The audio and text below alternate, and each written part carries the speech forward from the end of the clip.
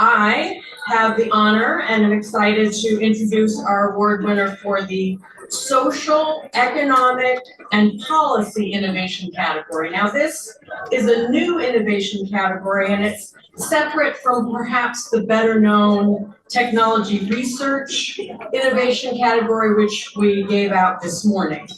This award category recognizes how technologies, economics, public policy, equity, and decision-making interact to affect the adoption of clean energy systems.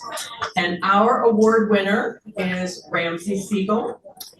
Ramsay is a partner at Earthshot Ventures, which is a new fund designed to bring together networks in the climate tech space and to rapidly scale climate solutions.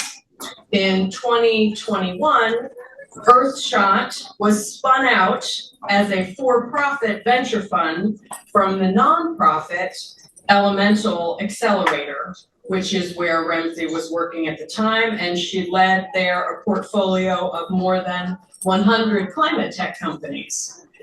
She's done many other things in the climate tech space. Before she entered venture capital, she worked at eMeter, a smart metering software company, and she has also sold commercial scale solar in California.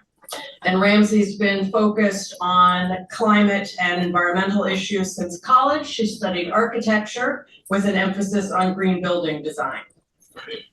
Ramsay was nominated by a former C3E award winner who wrote, "Ramsay is the first person I've ever nominated for C3E. She's outstanding in every category, in people, business, technical, and community."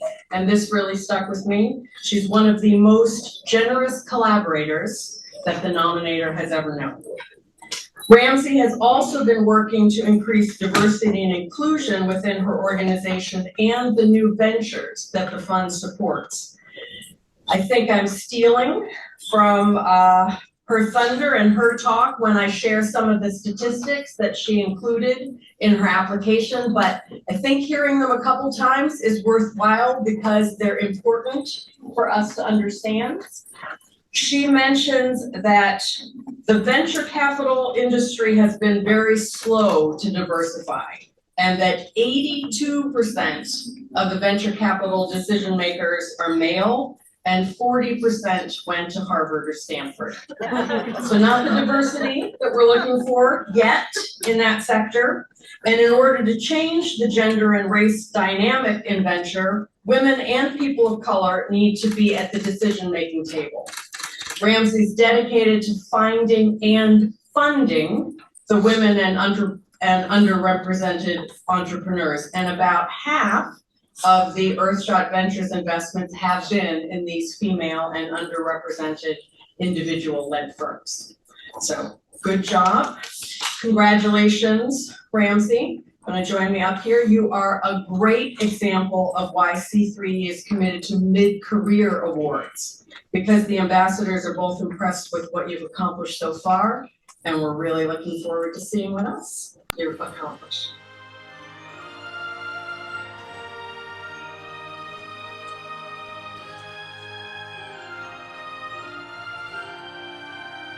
Guess where she's from.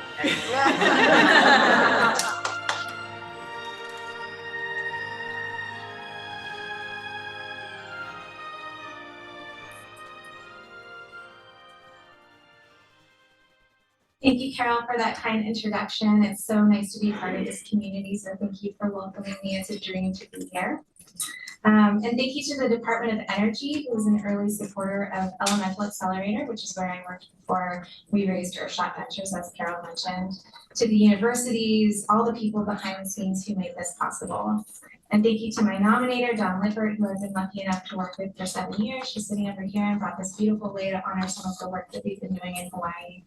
And thank you to my family, and my mom is here, so a round of applause.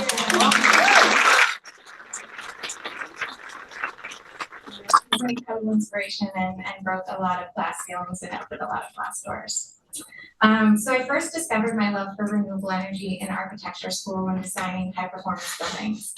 And when I graduated from college, it took me a few months to turn over every rock to find a job in solar. And 16 years later, there are over 800 job openings in the Elemental Accelerator portfolio alone. So it's just amazing to see the wind at our back and how the world has changed and really positioned climate to be the story of our time. I spent the last 8 years running around selling solar and smart grid technology in Europe and North America, spent 2 years in Asia Pacific markets. And now I'm a partner at Earthshot Ventures, which is an early stage climate tech fund. We raised the fund during the pandemic over Zoom and have made our first 15 investments. We're generalists in climate. So beyond energy, we invest in transportation and mobility, food and agriculture, and industry and carbon solutions. As Carol mentioned, the VC industry has been very slow to diversify. 82% of VCs in decision-making roles are male, and currently 2% of venture dollars are going to women-led companies. The numbers are just staggering. In our current portfolio, over 30% of our founders are female, and 50% identify from groups that are typically underrepresented in venture. Money is power, and if we work to diversify the venture capital space, we have an opportunity to distribute power more evenly and create a climate tech workforce that more accurately represents the world that we live in. The C3E award is a reminder to lift as we climb.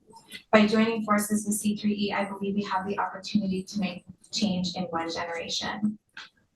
I often talk to talented students and women early in their career who are looking for jobs in climate tech, which is fantastic. We need everyone we can to join this fight.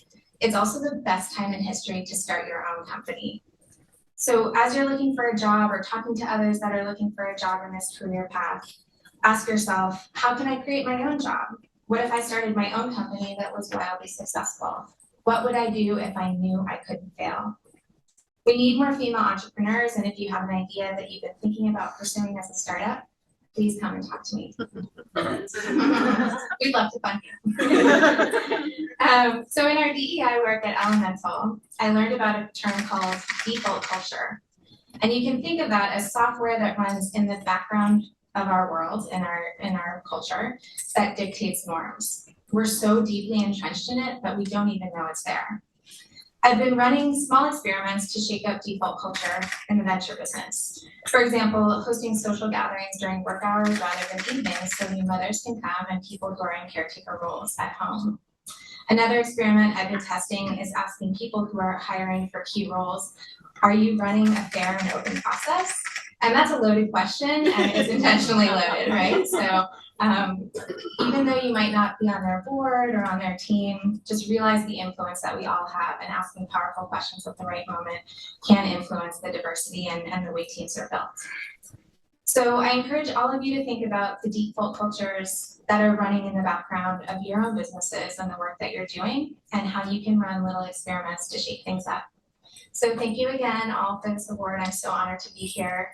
And let's keep pushing forward so we can make change in one generation.